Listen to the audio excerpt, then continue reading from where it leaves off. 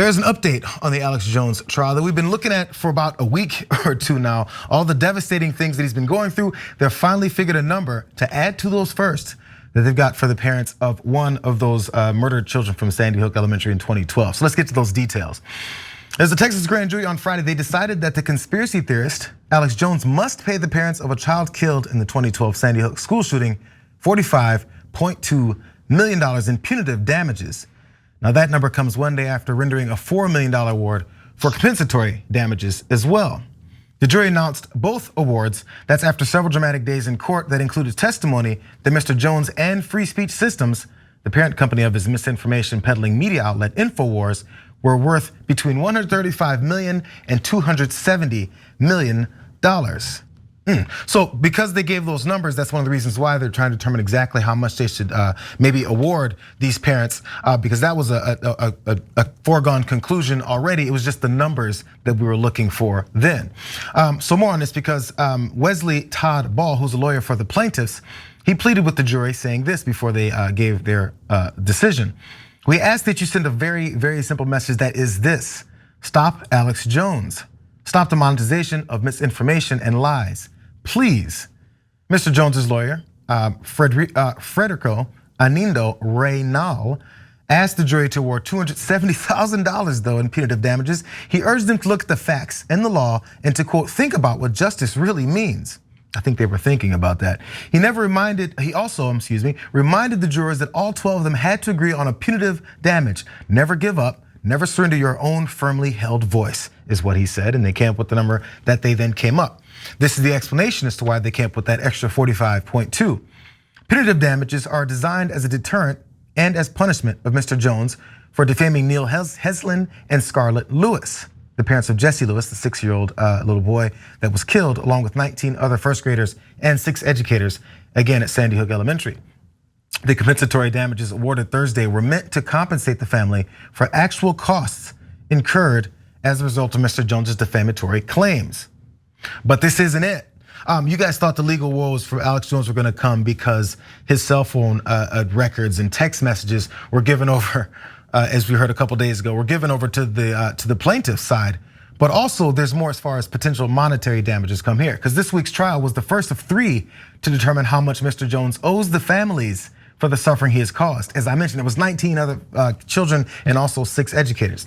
Jurors deliberated for about 4 hours before reaching Friday's verdict. Now, as you guys know, I'm gonna open it up to you guys. As you guys know, he's been fighting this whole thing. First off, saying he didn't make enough money, and then every day between each other of these days of hearings, and everyone was watching, he'd go back on his show and bash the judge, bash the jury, bash the parents even again, and that's the same story he'd been playing for this entire time.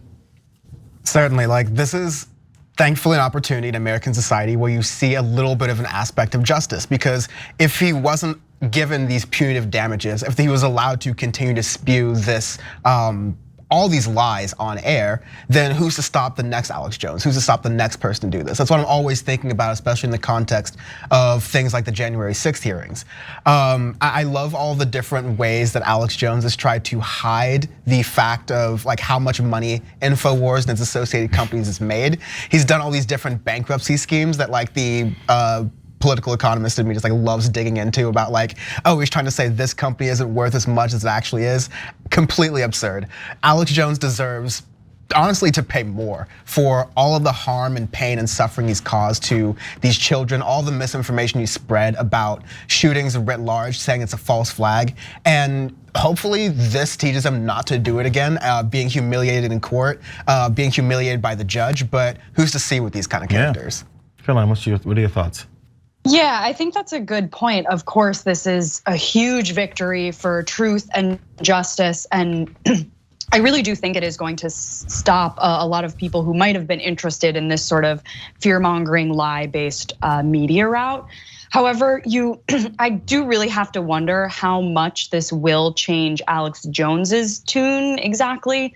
Brett sort of alluded to this in the earlier hour, but like, we live in such a crazy media ecosystem where the incentives are just so twisted, and like figures like Alex Jones and companies like InfoWars often factor these types of lawsuits into their business models. Now, of course, I think like, yeah, $45 million in damages with more to come is extreme, and hopefully that will have a huge dent in their business model. But they make something like $800,000 a day, and you just have to wonder how much that he has planned for this exact situation. JR, you mentioned how like every day he's going on his show after court and just like railing about the whole situation. So I'm a little hard pressed to think this is the last we'll see of Alex Jones.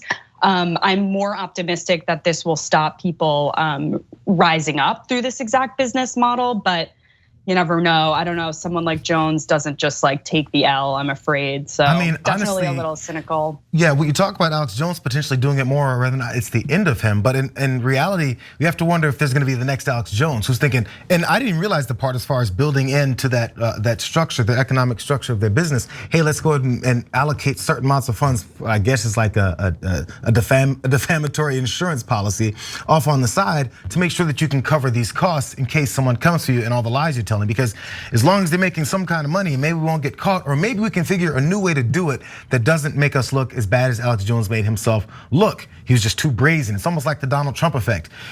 He pulls all these things, but he's just a little bit too stupid to fully do it and pull the wool over everyone's eyes enough to finish the job. So, I mean, this is supposed to be something that's supposed to deter other folks from doing something like this. But when the money is looking and feeling that good, I feel like a lot of people are willing to risk it. It's almost like, there's general crime deterrence, but sometimes people get desperate and they pull these types of things off. Thanks for watching The Young Turks, really appreciate it. Another way to show support is through YouTube memberships. You'll get to interact with us more. There's live chat emojis, badges. You've got emojis of me, Anna, John, JR. So those are super fun. But you also get playback of our exclusive member-only shows and specials right after they air. So all of that, all you gotta do is click that join button right underneath the video. Thank you.